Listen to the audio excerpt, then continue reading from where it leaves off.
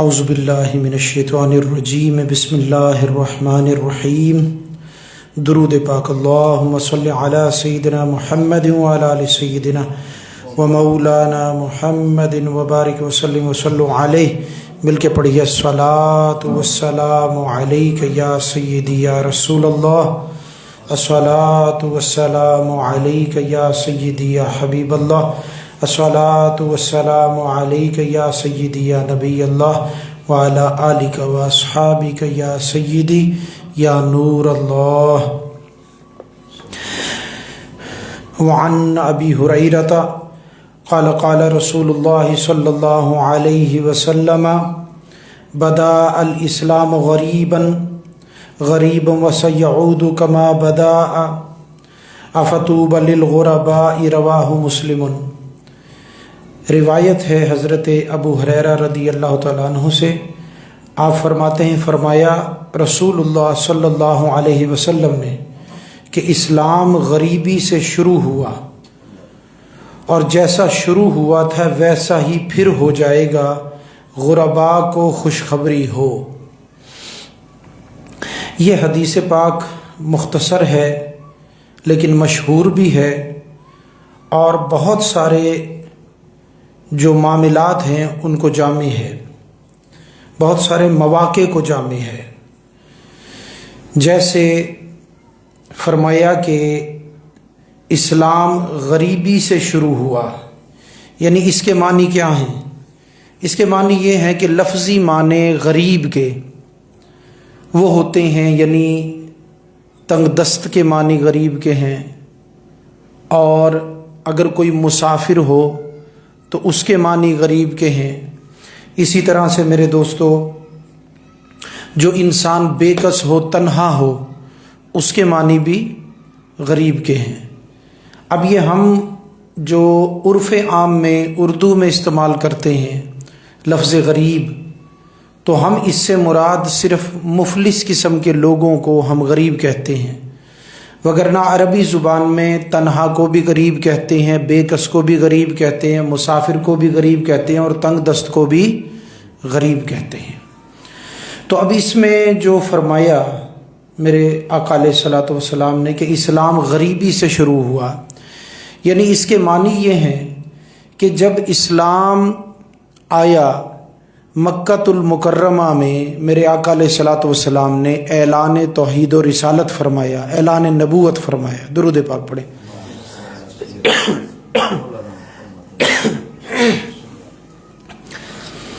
تو اس وقت جب اعلان نبوت فرمایا، اعلان توحید فرمایا، معبودان باطلہ کی آپ نے تردید فرمائی، ان کو رد کر دیا، تو اس وقت پر اسلام کا شروع کا دور جو ہے وہ شروع ہوا. اور اس شروع دور کے اندر اسلام کو دیکھے تو حضور نے فرمایا کہ بدا الاسلام غریباً، یعنی اسلام اپنی ابتدا میں، اب غریب کے معنی ہم اس میں کئی لے سکتے ہیں، یعنی یوں بھی کہہ سکتے ہیں کہ ابتدا میں اسلام اجنبی تھا، ابتدا میں اسلام کا آسرا نہیں تھا، وہ بے کس تھا، ابتدا میں اسلام جو ہے وہ ایک جیسے غریب الوطن یعنی مسافر ہوتا ہے اس طرح سے تھا.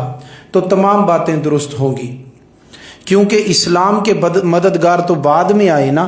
جب اعلان نبوت ہوا تو اسلام تنہا تھا، مدد کرنے والے نہیں تھے، تو فرمایا کہ بدا الاسلام غریباً، یعنی اسلام جو ہے وہ غریبی سے شروع ہوا. اسلام کی کیفیت جو ہے وہ غریبی پر مشتمل تھی جب یہ شروع ہوا. اس کے بعد اللہ نے اس کو قوت بخشی، اور ایسی قوت بخشی میرے مالک و پروردگار نے، الہ العالمین نے ایسی اس کو قوت بخشی کہ مضبوط لوگوں کو اسلام کا ہم نوا کر دیا. سبحان اللہ، سبحان اللہ. وہ ہے نا شعر کہ پاس باں مل گئے کعبے کو صنم خانے سے، تو اللہ نے انہی لوگوں میں سے جو مکۃ المکرمہ میں رہتے تھے، ان میں سے ایسی جلیل القدر ہستیاں جن کو منتخب فرمایا میرے مالک نے، وہ اسلام کے مددگار بنے. حضرت ابو بکر صدیق اس کی تصدیق فرمانے والے، سبحان اور حضرت عمر فاروق اس کو قوت بخشنے والے۔ تو اللہ نے ان قوت والوں کے ذریعے اسلام کو قوت بخشی، اور پھر اسلام کو قوت بخشنے کے بعد اس کو وسعت بھی عطا فرمائی۔ مدنی دور میں اسلام تیزی کے ساتھ پھیلنا شروع ہوا، اور پھر اس کو وسعتیں اللہ نے دینی شروع کر دی۔ اللہ اکبر! اللہ تبارک و تعالیٰ نے اس کو پھیلا دیا، یہ مضبوط بھی ہو گیا، وسیع بھی ہو گیا، اور اس کی حکومت ایک وقت آیا کہ 22 لاکھ مربع میل پر پہنچی، پھر وقت آیا 27 لاکھ مربع میل تک پہنچی، پھر وقت آیا کہ اسلام کی حکمرانی 3 بر اعظموں میں پہنچی، پھر وہ وقت آیا میرے دوستوں کہ اللہ نے ہر جگہ اس کو پہنچا دیا۔ یہ ہر جگہ پر پہنچ کر ہی رہا، اور قیامت سے پہلے پہلے جو جگہیں رہتی ہیں، ابھی سمجھ لیں کہ افریقہ کے جنگلات ہیں جہاں پر جنگلی لوگ رہتے ہیں، جن کو نہ زبان آتی ہے، نہ وہ زبان بولتے ہیں، نہ ان کو کھانے پینے کا انسانی طریقہ آتا ہے، نہ جسم ڈھانپنے کا ان کو پتہ ہے۔ اللہ تبارک و تعالیٰ ان قریب ان لوگوں تک بھی اس دین کو پہنچائے گا۔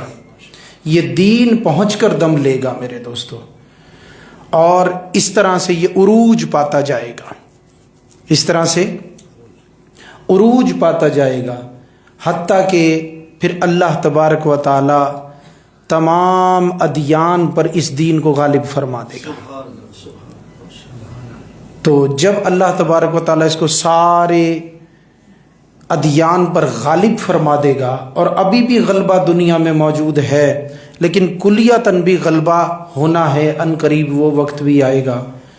پھر اس غلبے کے بعد پھر آہستہ آہستہ جیسے پہلے تھا، جیسے حدیث پاک میں فرمایا ہے، پھر آہستہ آہستہ اسی حالت کی طرف واپس لوٹنا شروع ہوگا، اور پھر جب یہ اس حالت میں چلا جائے گا تو جیسے اس وقت یہ غریب تھا، پھر اس وقت بھی یہ غریب ہو جائے گا، یعنی مسافر کی طرح ہو جائے گا، بے کسی کی حالت میں آ جائے گا۔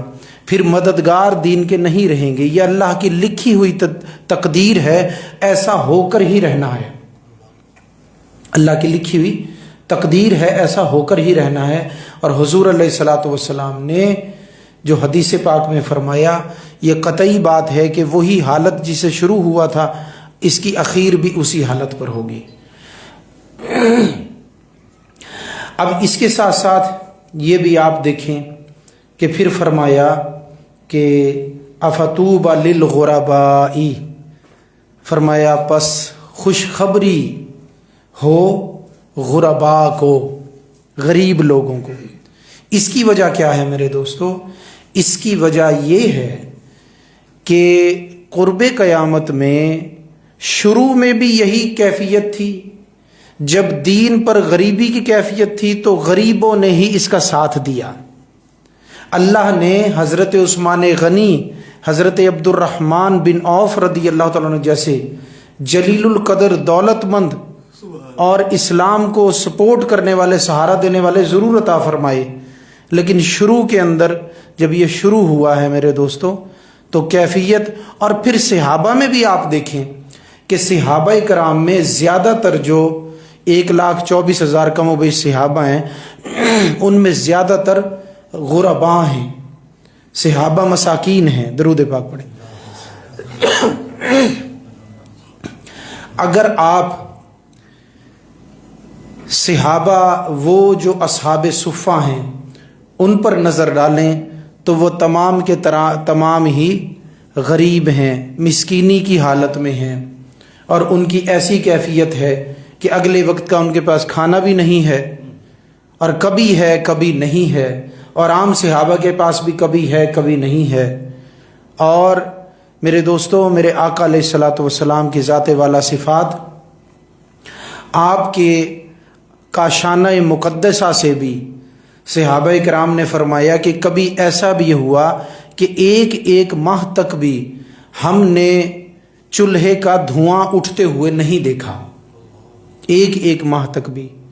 کبھی تو کھجوروں پر گزارا ہے، کبھی کھجوریں بھی نہیں ہیں تو بکری کے دودھ پر گزارا ہے، کبھی بکری کا دودھ بھی نہیں ہے تو پھر کھجوروں پر گزارا ہے، کبھی صرف جو کی روٹی ہے تو کبھی روٹی اور دودھ ہے۔ تو یہ کیفیت تھی شروع میں، اسلام کی بھی وہی کیفیت تھی، صحابہ کرام کی اکثریت کی بھی وہی کیفیت تھی، اور میرے آقا علیہ الصلوۃ والسلام کا تو فرمان ہے، فرمایا الفقر فخری والفقر منی، فرمایا کہ فقر میرا فخر ہے اور فقر مجھ سے ہے۔ اللہ اکبر۔ تو اسلام کی بھی کیفیت وہی، صحابہ کی بھی وہی۔ جب اسلام کو اللہ نے طاقت عطا فرمائی، صحابہ کو بھی طاقت ملی، جب اسلام کو وسعت ملی، صحابہ کو بھی اللہ نے وسعتیں دی، کوئی انڈونیشیا میں پہنچے، کوئی ملائیشیا میں پہنچے، کوئی کسی جگہ پر پہنچے۔ اور جب اسلام کو اللہ تبارک و تعالیٰ نے جزیرہ عرب میں غلبہ عطا فرمایا تو اللہ نے صحابہ کرام کو بھی امیر کر دیا پیسوں کے لحاظ سے۔ ایک تو امارت وہ ہوتی ہے نا کہ جماعت کا انسان امیر ہو، وہ بھی اللہ نے عطا فرمایا، حکمرانی بھی عطا فرمائی اور دولت بھی اللہ نے کثرت کے ساتھ عطا فرمائی۔ لیکن شروع کی کیفیت وہی غریبی کی کیفیت، تو اسی کا اس کے اندر ذکر ہے میرے دوستو۔ اور یاد رکھیں اتنے عظمت والے صحابہ کرام، یہ فرمایا نا کہ غرباء کو خوشخبری دو، تو آپ یہ دیکھو کہ غریبی سے اسلام کا اور صحابہ کا کیسا تعلق ہے۔ یہ غریبی کیسی عظمت والی چیز ہے کہ دین کا کام یہیں سے شروع ہوتا ہے، دین بھی یہیں سے شروع ہو رہا ہے اسی کیفیت سے، اور دین کا کام بھی زیادہ اسی کیفیت میں رہتا ہے، اور اخیر میں بھی جو دین کو سہارا دینے والے، دین پر چلنے والے، اپنے ایمان کو بچانے والے ہوں گے تو فرمایا غرباء کو خوشخبری دو، یعنی وہ بھی غریب لوگ ہی ہوں گے کثرت کے ساتھ قرب قیامت میں۔ آج بھی دیکھیں تو غرباء لوگ جو ہیں ان میں اکثریت آپ کو نظر آتی ہے۔ آپ کسی بھی جماعت میں چلے جائیں، آپ کسی میرے دوستوں میلاد شریف کی محفل میں ہوں، آپ کسی بھی ایسے موقع پر کہ کوئی دینی تقریبات میں سے کوئی تقریب ہو، جب آپ اس میں دیکھیں گے اسٹیج پر چڑھ کر ایک نظر دوڑائیں کہ کتنے دولت مند ہیں اور کتنے غریب ہیں، تو 90% آپ کو غریب لوگ ہی نظر آئیں گے، اور بعض جگہوں پر 95 یا 99% دینی تقریبات میں، دینی اجتماعات میں آپ کو غریب لوگ ہی ملیں گے۔ تو حضور نے فرمایا کہ افتوبى للغرباء، کہ ان غریبوں کو خوشخبری دو، کیونکہ یہ دین بھی جیسے شروع میں غریب تھا، اور غریب ہی ہوتے ہیں جس کو آخری دور میں بھی سہارا دیں گے۔ اب یہ بھی قرب قیامت کا دور ہے تو غریبوں کے اندر یہ چیز ہے کہ وہ دینی تقریبات میں شرکت کرتے ہیں۔ امیروں میں بھی اللہ نے خوش نصیب رکھے ہیں لیکن کم ہیں، امیروں میں خوش نصیب ہیں، دین کے چاہنے والے ہیں، میرے آقا علیہ الصلوۃ والسلام سے محبت کرنے والے ہیں، کبھی ایمان والے بھی ہیں، لیکن بہت کم، خال خال ہی نظر آئیں گے، شاید خال خال بھی بڑا لفظ میں نے کہہ دیا، اس سے بھی کم نظر آئیں گے۔ اور زیادہ تر تو لوگ جب میلاد شریف کی محفل ہو، جب کوئی تبلیغ کا موقع ہو، جب دین کو ضرورت ہو کسی بھی موقع پر، تو غریب تو نکل آتا ہے لیکن امیر اپنی کوٹھی میں ہی زیادہ تر بیٹھے رہتے ہیں۔ میں نے بتایا کہ کچھ لوگ تو اس کیفیت سے الگ ہیں، ان لوگوں پر تو سبحان اللہ کہنا چاہیے، ذرا بول لیں سبحان اللہ، کیونکہ دولت بھی ہو اور پھر دین کی دولت بھی انسان کے پاس رہے اور انسان استقامت والا ہو شریعت پر، دین پر، یہ تو اللہ کی بہت بڑی نعمت ہے، کسی کو ملتی ہے۔ تو جب ایسے معاملات ہوتے ہیں تو آپ دیکھیں گے کثرت کے ساتھ آپ کو غرباء ہی نظر آئیں گے۔ صف اول میں ہراول دستے کے طور پر جب جہاد کا موقع ہو، دین کو پھیلانے کی بات ہو، جب میرے آقا علیہ الصلوۃ والسلام کی محبت کی بات ہو، جب غیرت و حمیت کی بات ہو، تو اگلی صفوں میں آپ کو غریب بھی نظر آتے ہیں۔ اللہ اکبر۔ میں عرض کر رہا تھا کہ صحابہ کرام کو اللہ نے دولتیں بھی عطا فرمائی، لیکن غریبی ایک دوسرے معنی میں بھی ہے، یعنی انسان جو ہے جیسے مسافر ہو جائے نا تو اس کو بھی غریب الوطن کہا جاتا ہے، مسافر کو بھی غریب کہتے ہیں۔ آپ دیکھیں کہ فرمایا کہ غرباء کو خوشخبری دے دو، تو اگر ہم دین کے اول میں دیکھیں کہ غریب الوطنی دین کے لیے کس نے اختیار کی، تو میرے آقا علیہ الصلوۃ والسلام کا پاک گھرانہ، انہوں نے غریبی کو اختیار فرمایا، یعنی غریب الوطنی کو اختیار فرمایا دین کے لیے۔ حضرت امام حسین رضی اللہ تعالیٰ عنہ کی غریب الوطنی کے قربان جائیں کہ آپ نے حجاز مقدس کو چھوڑا، عازم سفر ہوئے، غریب الوطنی کا مرتبہ حاصل کیا اور حجاز مقدس سے باہر دین کو بچانے کے لیے چلے گئے، اپنی قربانی کو پیش کرنے کے لیے کربلا معلیٰ کی سرزمین پر آپ پہنچے ہیں۔ تو میرے دوستو، کیوں نہ مبارک ہو اس غریب الوطنی کی حضرت امام حسین کو اسی حدیث کے تحت، اور پھر وہ صحابہ کرام جن پر زمین و آسمان حیرت کرتے ہیں، ہمتوں والے، طاقتوں والے، کہ انہوں نے غریب الوطنی کو اختیار کیا دین کے لیے۔ حالانکہ مدینہ المنورہ میں ان کے پاس پیسوں کی، دولت کی، کسی چیز کی کوئی کمی نہیں تھی، لیکن انہوں نے دین کی دولت کو ساتھ لے کر پوری دنیا کے سفر کیے۔ کوئی غریب الوطن ہو کر انڈونیشیا اور ملائیشیا میں پہنچے، کوئی غریب الوطن ہو کر ہندوستان میں پہنچے، کوئی غریب الوطن ہو کر افغانستان میں پہنچے، کوئی غریب الوطن ہو کر اسپین میں پہنچے، کوئی میرے دوستو غریب الوطن ہو کر کہیں پہنچا، اور صحابہ کرام کی کثیر تعداد ہے۔ آج پوری دنیا کے جن بھی ممالک میں آپ چلے جائیں، آپ تحقیق کریں تو کسی نہ کسی صحابی کی تربت، کسی کی قبر آپ کو وہاں پہ ضرور ملے گی۔ تو قربان جائیے ان صحابہ پر جنہوں نے غریب الوطنی کو، یعنی غریبی کو اختیار کیا دین کے لیے۔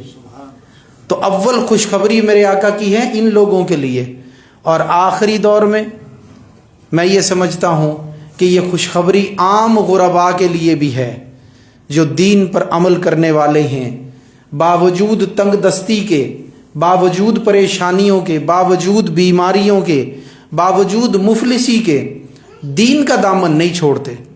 دین کا دامن مضبوطی کے ساتھ تھام رکھا ہے، کبھی دین کے دامن کو ڈھیلے ہاتھ سے بھی نہیں پکڑا، مضبوط ہاتھ سے پکڑ رکھا ہے۔ جو دین کے دامن کو تھامے ہوئے ہیں، ایسے غریبوں کو مبارک ہو میرے دوستوں۔ اور پھر اس کے ساتھ اگر میں آخری دور کے غریبوں کے بارے میں کہوں جو خصوص ہیں، تو ان کے قربان جائیے جو عرب شریف سے اور ترکیہ سے اور افغانستان سے اور ایران سے اور اس خطہ پاکستان سے اکٹھے ہو کر اپنے وطنوں کو ترک کر کے غریب الوطن ہو کر غزوہ ہند کے جہاد پر جائیں گے، اپنے دیسوں کو چھوڑ دیں گے، اپنے وطنوں کو چھوڑ دیں گے، غریب الوطن ہو کر پہنچیں گے۔ تو پھر میں کیوں نہ کہوں کہ اس حدیث کے تحت مبارک ہے ان غریبوں کے لیے۔ اللہ اکبر۔ اور پھر ان کے لیے مبارکباد جو خراسان سے کالے جھنڈے اٹھا کر اور پھر بیت المقدس میں پہنچیں گے، اس دین کی خاطر، قبلہ اول کی خاطر اور جہاد کی خاطر اپنے وطن کو خیر باد کہہ کر غریب الوطن ہو جائیں گے۔ پھر ان کے لیے بھی خوشخبری ہے، مبارکباد ہے ان کے لیے۔ تو ان کے ساتھ ساتھ اگر میں بات کروں کہ غریب لوگ جو اس دور میں ہیں، ان کے لیے بھی مبارک ہے، دین پر عمل کرنے والوں کے لیے، کثرت کے ساتھ مساجد میں آنے والے غریب لوگوں کے لیے۔ دیکھیں کہ حضور علیہ الصلوۃ والسلام کی زبان اطہر نے ان کو خوشخبری عطا فرمائی ہے، اور آقا جسے خوشخبری عطا فرمائیں تو معلوم ہو رہا ہے کہ آقا اس سے خوش ہیں، اور جس سے میرا محبوب راضی ہو جائے اللہ بھی اس سے راضی، قبر میں بھی نجات، قیامت کے دن بھی آسانی، آخری مقام جنت میں۔ بولے سبحان اللہ۔ اس سے بڑی کون سی دولت ہے میرے دوستو؟ آج اگر دین پر رہتے ہوئے، 5 وقت کی نماز کو قائم کرتے ہوئے، جماعت کے ساتھ پڑھتے ہوئے، رمضان المبارک کے روزے رکھتے ہوئے، تمام دین اور شریعت پر عمل کرتے ہوئے میرے دوستو، اگر تنگ دستی بھی ہے تو پھر کیا ہے؟ کوئی بات نہیں۔ اگر میرے دوستو اس کے علاوہ بیماری بھی ہے تو کوئی بات نہیں، یہ سب کچھ چھوٹا ہے، اللہ کی رضا بڑی ہے۔ جے سونا میرے دکھ وچ راضی، میں سکھ نو چلے پاواں۔ اللہ اکبر۔ تو اگر یار دکھ میں راضی ہو اور غریبی پر خوشخبری عطا فرمائے تو کیا ہی کہنے ایسے غریب کے کہ جس کو اللہ نے دین پر بھی رکھا ہو اور اس کو دولت کم دی ہو کہ جنت میں اس کی ساری کسریں، قیامت کے دن اس کی ساری کسریں میں خود پروردگار پوری کر دوں گا۔ اللہ اکبر۔ تو کتنی بڑی سعادت کی بات ہے میرے دوستو۔ یہ زندگی تو جیسے کیسے گزر ہی جائے گی، یہ زندگی تو جیسے کیسے گزر ہی جائے گی۔ روٹی دو نہیں کھائیں گے، ایک کھا لیں گے، گزر جائے گی۔ رزق کم ہوگا، گزر جائے گی۔ جوڑے ایک گرمی کا ایک سردی کا ہے، گزر جائے گی۔ تنگ دستی تنگی ہے، گزر جائے گی۔ دنیاوی سہولتیں میسر نہیں ہیں، گزر جائیں گی۔ لیکن وہاں اگر کمی ہو گئی تو گزارا نہیں ہوگا۔ تو یہاں کی تنگی پر گزارا کرنا سیکھیں۔ یہاں کی تنگی پر نہ صرف گزارا کرنا سیکھیں بلکہ تنگی کے ہوتے ہوئے اللہ کا شکر بھی بجا لانا سیکھیں۔ شکووں کو، شکایتوں کو، وسوسوں کو دل سے جڑ سے اکھاڑ پھینکیں، دل کو صاف کر لیں اور پاک پروردگار کا شکر ادا کریں کہ میرے مالک غریبی ضرور ہے لیکن تو نے دین کی توفیق تو عطا فرما رکھی ہے، تو نماز کی توفیق تو عطا فرما رہا ہے، تو روزوں کی توفیق تو عطا فرما رہا ہے، تو نے شریعت پر تو چلنے کی توفیق عطا فرمائی ہے۔ میرے مالک پروردگار تیرا کتنا شکر ہے۔ اللہ اکبر۔ یہ دنیا میں کتنی ساری دولتیں ہیں میرے دوستوں، کیسے کیسے امیر لوگ دنیا میں پڑے ہیں، کیسی دولتیں، کیسے معاملات معلوم ہے آپ کو۔ لیکن آپ دیکھیں کہ میرے آقا علیہ الصلوۃ والسلام کی حدیث میں موجود ہے، فرمایا فجر کی 2 سنتیں دنیا اور ما فیہا سے بہتر ہیں۔ دنیا ما فیہا، دنیا اور جو کچھ اس میں ہے اس سے بہتر ہیں۔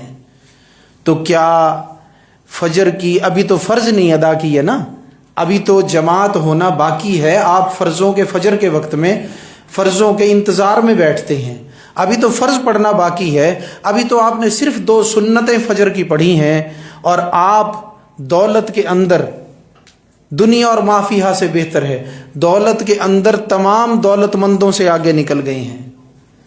آپ اپنے وزن میں تمام امیروں سے آگے نکل گئے ہیں۔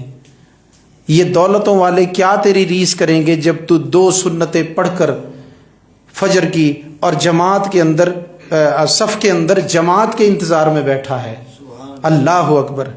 فرشتے بھی تیری قسمت پر رشک کریں میرے دوستو، فرشتے بھی تجھ پر نازاں ہوں۔ ابھی تو نے فرض نہیں پڑھے تو اب تو ایلون مسک اور جناب جو ہے بل گیٹ سے زیادہ امیر ہو گیا ہے۔ امبانی اڈانی تیری کیا ریس کریں گے؟ کیا کوئی دولت مند تیری ریس کر سکے گا؟ وہ ایسی دولت تک کہاں پہنچ سکے جو دولت اللہ و رسول نے تجھے عطا فرما دی ہے 2 سنتیں پڑھنے سے۔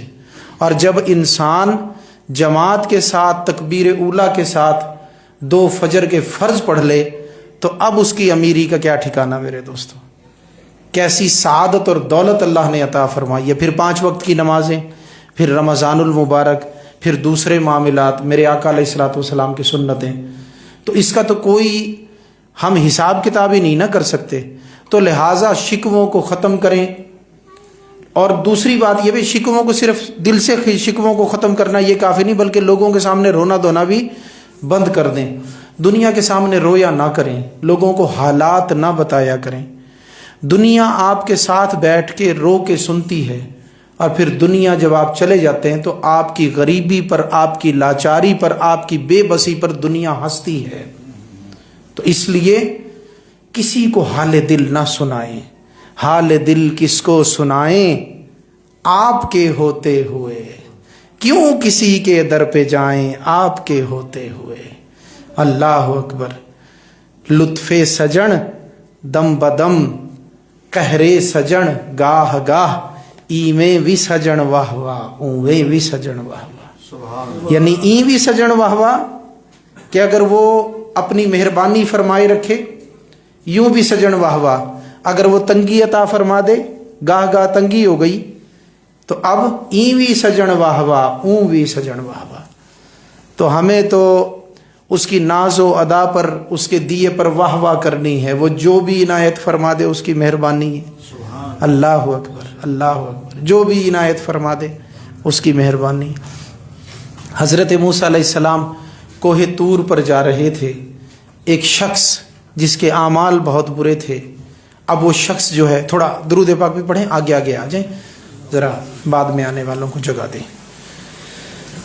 تو اب وہ شخص عرض کر رہا ہے، اے موسیٰ کلیم اللہ، آپ اللہ کی بارگاہ میں عرض کریں، میرے مالک پروردگار سے پوچھیں میرے لیے آخرت میں کیا ہے، جہنم ہے، جنت ہے، کیا ہے. جب موسیٰ علیہ السلام پہنچے، واقعہ تھوڑا سا مختصر کر کے کیونکہ سنا ہوا ہوگا اکثر دوستوں نے، تو اب وہ عرض کی گئی، فرمایا گیا کہ یہ جہنمی ہے. جب موسیٰ علیہ السلام واپس آئے، اس کو خبر سنائی، کیونکہ اعمال برے تھے کہ تو جہنمی ہے، تو وہ خوشی سے جھومنے لگا. آپ نے فرمایا بندہ خدا تیرے لیے جہنم کا فیصلہ ہو گیا ہے، تو خوشی میں کس بات پر جھوم رہا ہے؟ تو عرض کرنے لگا موسیٰ کلیم اللہ، میں تو اس بات پر نازا ہوں، میں تو اس بات پر خوش ہوں. جہنم کی بات تو رہی ایک طرف، میں تو اس بات پر نازا ہوں، اس بات پر خوش ہوں کہ اس پروردگار نے مجھے یاد تو رکھا ہوا ہے. اللہ اکبر. ویسے تو میرا پروردگار بھول سے پاک ہے، بھول سے پاک ہے، یہ اس کی شان کے خلاف ہے کہ وہ بھولے. میرا مالک بھول سے پاک ہے، لیکن یہ بھی کیا کم خوش قسمتی ہے کہ جس کو وہ یاد رکھے. اللہ اکبر. جس کو وہ یاد رکھے. بس اللہ کی بارگاہ میں یہی ادا اس کی مقبول ہو گئی. جب موسیٰ علیہ السلام اگلی مرتبہ کوہ طور پر تشریف لگے تو میرے پاک پروردگار نے فرمایا، اے میرے موسیٰ کلیم اللہ، جا کر میرے اس بندے کو خوشخبری دے دو کہ وہ جنتی ہے. اللہ اکبر اللہ اکبر.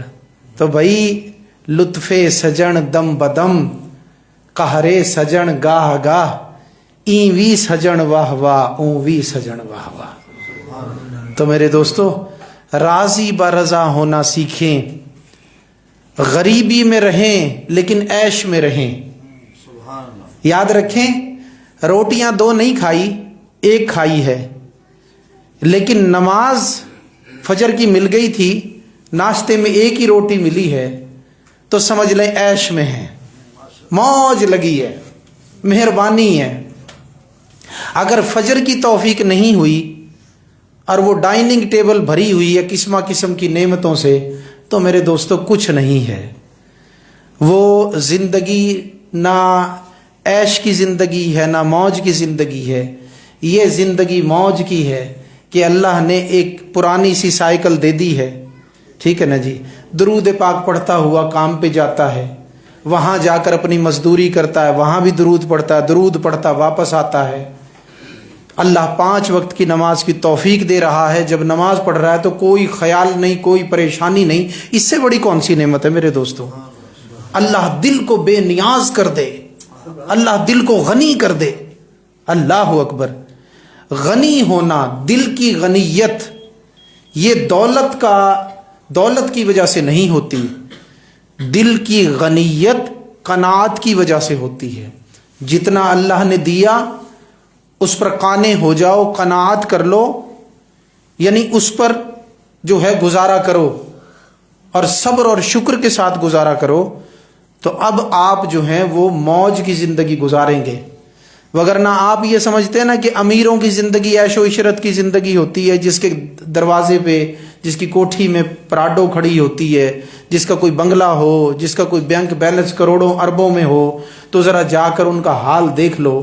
اگر دین کی توفیق نہیں ہے، جن کو دین کی توفیق ہے سبحان اللہ، لیکن جن کو دین کی توفیق نہیں ہے نا میرے دوستو، ذرا جا کر کبھی، یہ تو باہر کی زندگی ہے نا، آپ کو باہر سے نظر آ رہا ہے، یہ یوں سمجھ لیں فرنٹ ہے، یہ ڈسپلے نظر آ رہا ہے آپ کو ان کی زندگی کا. کبھی اندر داخل ہوں ایسے لوگوں کی زندگی میں، آپ اللہ کا شکر نہ کریں تو پھر مجھے کہنا. آپ کہیں گے میں تو بڑا موج میں ہوں. بھائی صبح کے 10 بجے ہیں، بینک والے اپنے ڈاکومنٹس اٹھا کر پہنچ گئے ہیں اور آ کر اس مل اور فیکٹری کے مالک کو کہہ رہے ہیں کہ آپ نے قرض کی قسط ادا نہیں کی، ہم اب مجبور ہو جائیں گے تالا لگانے پر، آپ کے پاس یہ فلاں ڈیٹ ہے، 3 دن ہے یا 2 دن ہے یا 5 دن ہے یا 4 دن ہے، بس یہی عرصہ ہے، فوراً اپنی قرض کی قسط جمع کرا دیں۔ اب وہ اتنا پریشان ہے کہ پچھلے ایک اور بینک سے قرض لیا تھا، وہ ابھی تو اس کی قسط کل چکا کے بیٹھا ہے، ابھی یہ کروڑوں روپیہ کہاں سے لائے، تو ابھی بڑا پریشان ہے۔ تو جب آپ اس کی پریشانی دیکھو تو اللہ کا شکر ادا کیا کرو۔ ٹوٹی ہوئی سائیکل ہے، پرانی ہے تو اپنی، کسی اور کی تو نہیں ہے، مستعار تو نہیں لی کہ کوئی آ کر مانگ کر لے جائے، ہے تو آپ کی اپنی نا۔ تو کیا میرے دوستوں مقام شکر نہیں کہ اس کی پراڈو جو ہے وہ بینک سے قرض پر آئی تھی، اب جناب بینک والے پہنچے ہیں، راستے میں سے ہی اس کو اتار کر اس کی پراڈو چھین کر لے گئے ہیں اور نیلامی کی جگہ پر جا کر کھڑی کر دی ہے۔ تو اس سے آپ اچھے نہیں کہ آپ کی پرانی موٹر سائیکل یا سائیکل ہے تو آپ کی اپنی، اس سے آپ کو کوئی اتارنے والا تو میرے مالک نے نہیں بنایا۔ اللہ اکبر۔ تو اس حساب کتاب کو بھی سمجھیں، ہر حساب 2 دونی 4 نہیں ہوا کرتا، ہر حساب اس طرح سے کریکٹ نہیں ہوتا، کسی حسابوں اور کتابوں کو کسی اور انداز سے بھی سمجھنا پڑتا ہے۔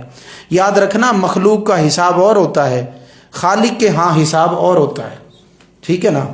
تو دیکھو مخلوق کا حساب یہ ہے، یہ سمجھتی ہے پیسے میں موج ہے، یہ سمجھتی ہے پیسے میں عیش ہے، مال میں عیش ہے، لیکن خدائی حساب یہ ہے کہ بے شک غریبی ہے، عبادت کر رہا ہے بے فکری کی، یہی عیش ہے۔ اللہ اکبر۔ وہ ایک شاعر نے کہا تھا نا کہ کہاں چین یہ بادشاہ کو نصیب کہ جس بے غمی سے ہیں سوتے غریب۔ بادشاہ کو چین سکون نہیں ہوتا، راتوں کو اٹھ اٹھ کر دیکھتے ہیں کہ سرحد پہ حملہ تو نہیں ہو گیا، کوئی محل میں بغاوت تو نہیں ہو رہی، کوئی چالیں تو نہیں چل رہا، کوئی مکر تو نہیں ہے میرے خلاف، کوئی محلاتی سازش تو نہیں ہو رہی، رات کو کہیں سوتے میں مجھے قتل تو نہیں کر دیا جائے گا۔ لیکن کیا یہ ساری فکریں جھونپڑی میں پڑے ایک کچے مکان میں رہتے ہوئے غریب کو ہوتی ہیں؟ اللہ اکبر۔ وہ تو اللہ کے فضل سے ٹانگیں پھیلا کے تو سو جاتا ہے، اس کو تو نہ یہ ڈر ہے کہ میرے خلاف کوئی سازش ہو جائے گی، نہ یہ ڈر ہے مجھے کوئی قتل کر دے گا، نہ یہ ڈر ہے کہ جاگتی نیند سوؤں کہیں کوئی قاتل آ گھسے، کہیں کوئی چور آ گھسے، کوئی ڈاکہ مار لے، اسے تو کوئی بھی ڈر نہیں ہے میرے دوستوں۔ تو کہاں چین یہ بادشاہ کو نصیب کہ جس بے غمی سے ہیں سوتے غریب۔ تو یہ غریبوں کی کثرتی ہے جو دین پر چلنے والی، دین پر عمل کرنے والی اب بھی ہے، اور مزید جو قرب قیامت کے ادوار آئیں گے اس میں بھی دین پر چلنے والے غربا ہی ہوں گے۔ اس لیے میرے آقا علیہ الصلوۃ والسلام نے ارشاد فرمایا افتوبى للغرباء، فرمایا پس خوشخبری ہے غریبوں کے لیے۔ اللہ اکبر۔ تو شکر کریں اور عبادت پر اور شریعت پر استقامت کو اختیار کریں۔ اللہ تبارک و تعالی ہم سب کو اپنے پسندیدہ بندوں میں رکھے اور ہمیں عمل کی توفیق عطا فرمائے۔ وما علینا الا البلاغ المبین۔